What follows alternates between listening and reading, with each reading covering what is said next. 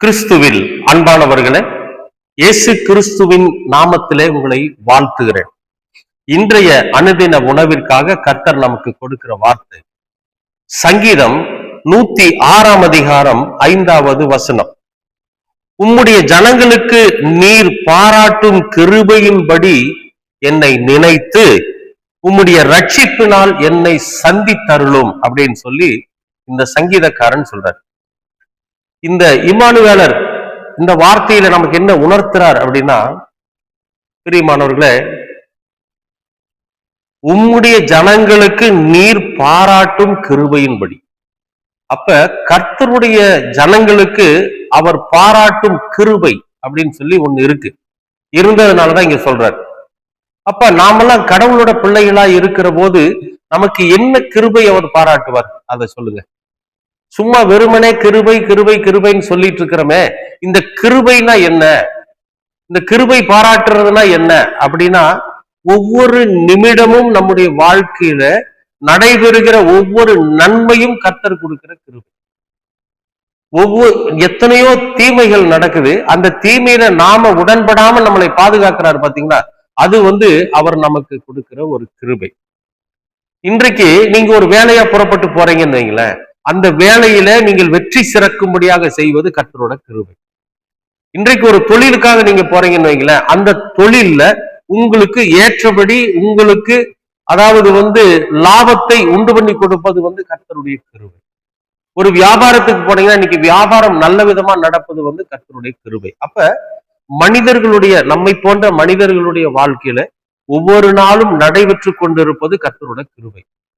அப்ப இந்த கிருபையை அவர் என்ன பண்றாரு, நமக்கு செய்யறதுனால நமக்கு என்ன நடக்குது அப்படின்னா, சமாதான சந்தோஷம் நிறைவா இருக்கும், போட்டி இருக்காது, பொறாமை இருக்காது, நமக்குள்ள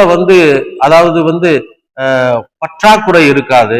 இதெல்லாம் எதுவுமே இல்லாம நிறைவாய் நம்மை கிருபையோடு பாதுகாக்கிற நம்முடைய கர்த்தர் யாருன்னா, அவருடைய ஜனங்களுக்கு, கடவுளை யாரெல்லாம் ஏற்றுக்கொண்டு கடவுளுடைய வார்த்தையின்படி தன்னோட வாழ்க்கை பயணத்தை அவர்கள் பயணித்துக் கொண்டிருக்கிறார்களோ, தன்னுடைய வாழ்க்கையில அவங்க செஞ்சுக்கிட்டு இருக்கிறாங்களோ, அவர்களுக்கு அவர் அப்படிப்பட்ட கிருபையை கொடுப்பாராம், நன்மையை செய்வாராம்.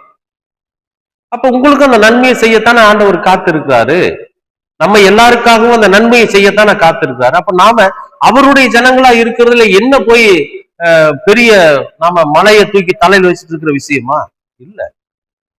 நமக்கென்று கொடுக்கப்பட்டிருக்கிற வாழ்க்கைய, நமக்கென்று கொடுக்கப்பட்டிருக்கிற விஷயங்களை நம்ம ஏற்றுக்கொண்டு அதன்படி வாழ்ந்தாவே போதுமே, நம்ம கடவுளோட பிள்ளைகளா இருப்போம். அப்ப கடவுளோட பிள்ளைகளா இருக்கிறப்ப, அவருடைய சொந்த ஜனங்களா நாம இருக்கிறப்ப, இப்படிப்பட்ட நன்மைகள் எல்லாம் நம்ம சேரும். பிரியமானவர்களே, நீங்க எதுக்கும் கவலைப்பட வேண்டாம், அவரிடத்துல நம்ம ஒப்படைச்சிட்டா போதும், அவர் பார்த்துக்குவாரு. நம்மை முழுமையாக நம்முடைய இருதயத்தையும் நம்முடைய சரீரத்தையும் எல்லாவற்றையும் அவரிடத்துல நம்ம ஒப்படைச்சிட்டோம்னா, அவர் என்ன பண்றாரு, எல்லாத்தையும் அவர் பாதுகாத்துக்கிறாரு. ஒரு விஷயத்தை பாக்குறாரு, ஒரு அசிங்கமான ஒரு இடத்த போய் கண்ணுல படுது, சரி இது வேண்டாம், இது ரொம்ப அசிங்கமான விஷயம் அப்படின்னு சொல்லிட்டு நம்ம அந்த இடத்த விட்டு விலகி வரணும்னு வச்சுக்கோங்களேன். அப்ப கர்த்தர் நம்மளை வழி நடத்தினதுனாலதான் நம்ம அதை செய்ய போறோம். ஒரு போற வழியில எத்தனையோ மதுபான கடைகள் இருக்கு, ஏன் நம்ம மதுபான கடைக்கு போறது இல்ல? அதை பார்த்தோன்னே அருவருப்பா நம்ம ஏன் விலகி போறோம் அப்படின்னா, கர்த்தருடைய கிருபை நம்ம மேல இருக்கு, அது தப்புன்னு நமக்கு சொல்லியிருக்காரு இல்லையா, அதுதான் நம்மளை உணர்த்துறது. பிரியமானவர்களே, கடவுளுடைய கிருபை நம் மீது எப்பொழுதும் இருந்துட்டே இருக்கும். எப்ப தெரியுமா? அவருடைய சொந்த ஜனங்களா இருக்கிறப்ப. இங்க சங்கீதக்காரன் அதான் சொல்றாரு, நீர் உம்முடைய ஜனங்களுக்கு பாராட்டும், அதாவது செய்யும் கிருபையின்படி, நன்மையின்படி அல்லது தயவின்படி, அன்பின்படி என்னை நினைத்து, என்னையும் நினைச்சுக்குங்க, அவங்களுக்கெல்லாம் செய்யறீங்களா அதே மாதிரி என்னையும் நினைச்சிட்டு உம்முடைய ரட்சிப்பினால் என்னை சந்தித்தருள், என்னைய முழுமையா விடுவிச்சு விடுதலையாக்கி, நான் பாவ சேற்றில் இருக்கிறேன், இந்த பாவத்திலிருந்து என்னை விடுதலையாக்கி என்னை சந்திங்க, நீங்க என்ன சந்திச்சீங்கன்னா நான் விடுதலை ஆயிடுவேன் அப்படின்னு சொல்லி சொல்றாரு.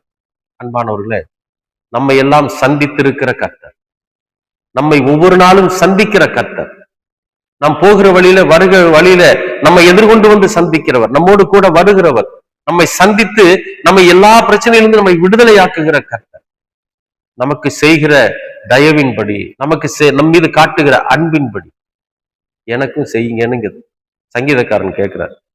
அன்பானவர்களே, எவ்வளவு பெரிய நம்பிக்கை வச்சிருக்காரு பாருங்க.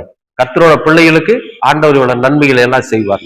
நிச்சயமாகவே உங்களுடைய வாழ்க்கையில இன்றைக்கு கர்த்தர் மிகப்பெரிய நன்மைகளை செய்ய காத்திருக்கிறார். உங்கள் இருதயத்தை திறந்து கொடுங்க. ஒன்னும் பெரிய காணிக்கையினாலும் தசம பாகங்களினாலும் நீங்க அவரை மகிமைப்படுத்தினா மட்டும்தான் அவர் செய்வார்னு இல்லை. ஆண்டவரோட சமூகத்துல ஒரு வார்த்தை கேளுங்க, எனக்கு இதை செய்யுங்க ஆண்டவரே, நான் உம்முடைய பிள்ளையா இருக்கிறேன், உம்முடைய வார்த்தையின்படி நடக்கிறேன், உம்முடைய வழிகாட்டுதலின்படி நான் பயணிக்கிறேன், எனக்கு இதை செய்யுங்கன்னு ஆண்டவர்கிட்ட கேளுங்க. நிச்சயமா செய்வார். இன்றைக்கு செய்வார், இப்பொழுதே செய்வார். நாம கேட்கறதுதான் இருக்கு. கேட்பீங்களா? அன்பின் பரலோக பிதாவே, அருமையான நல்ல இந்த அனுதின உணவிற்காக நன்றி.